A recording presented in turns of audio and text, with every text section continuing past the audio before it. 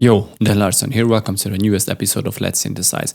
In this video, I would like to show you a little different thing. I don't want to sound design this time, but I found a pretty interesting way to make your mixes or make your projects a lot cleaner and a lot more efficient in mixdown wise. So this is about the drum rack, what I really love. And if you remember, or if you've been following me for about, I don't know, like years, you may remember that I said that I pretty loved working in audio. Well, this has changed.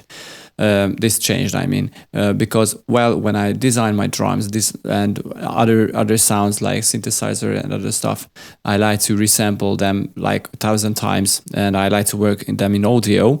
And this didn't change at all. But when I want to arrange these sounds, especially the drums, I like to use the drum rack, and I like to work in MIDI. And this is because it is a lot better, it's a lot cleaner, and a lot easier to, for example, using sidechain on drums. And it's a lot easier to change tempo, or if I want to change something, I don't need to copy like 1,000 times after each other these sounds.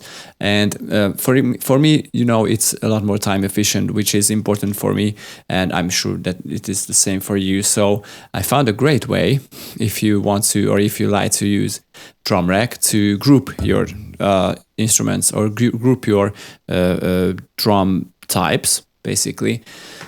I hope you didn't know about this, but when I made this little snippet here,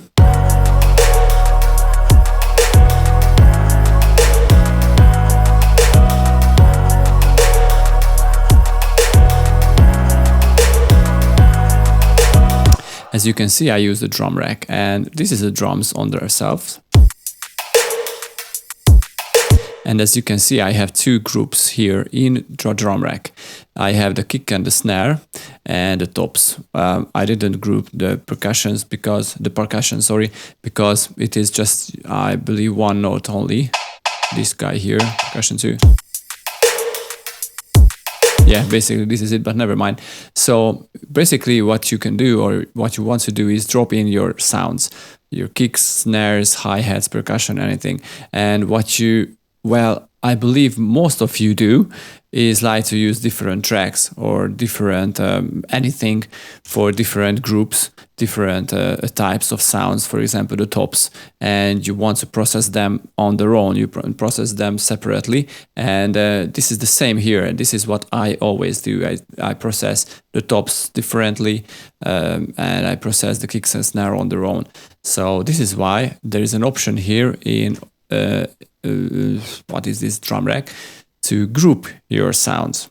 And this is what I did here. If you open this sub drum rack, you can see all my hi-hats here. Yeah, tops.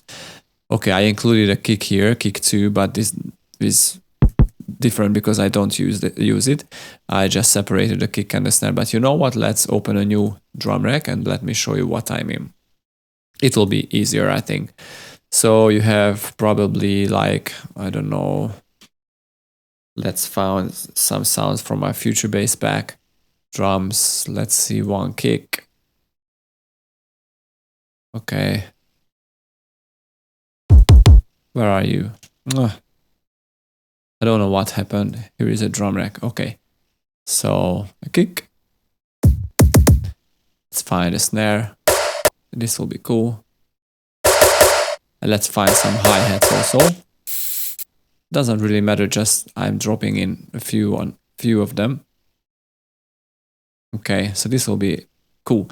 So if you open the chain section here, you can select, for example, the first two, which is the kick and the snare. And if you right click, there is a group here. So it groups everything into a new drum rack, or a new rack. Basically, it's not a drum rack, but into a new rack. And from this point, you can start processing them. For example, like all of you do, just drop a heavy saturator on them. This is too much, but you can get the idea. I want to rename this like kick, snare.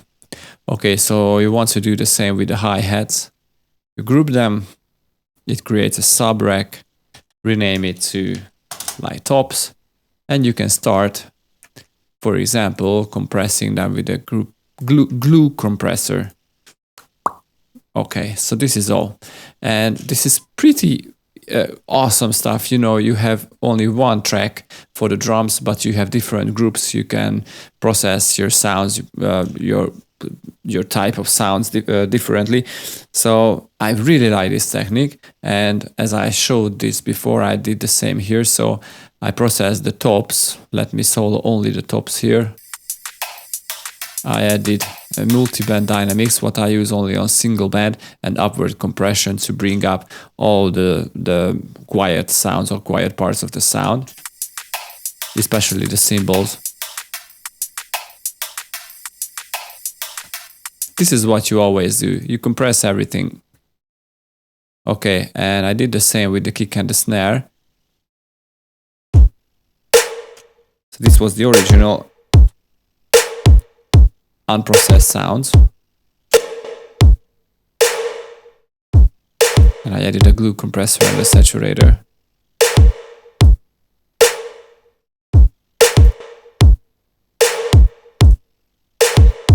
So I was not able to do this without grouping all this stuff.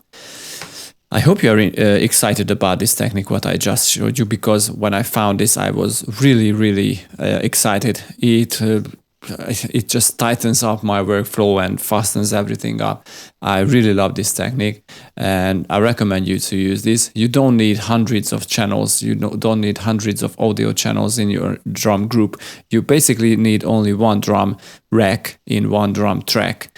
For example, if you want to use like loops, you can still do it because Simpler offers, where are you, Simpler? Simpler offers sliced beat playback.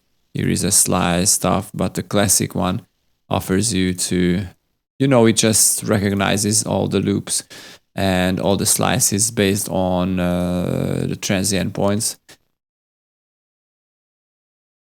Okay, here you can see them.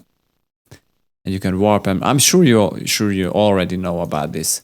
So it's pretty time and pretty space and pretty, I don't know how to call it, but you know, like clean. Consuming it makes the whole workflow a lot cleaner. So I hope you enjoyed this little tutorial, and well, see you next time, guys. Bye bye.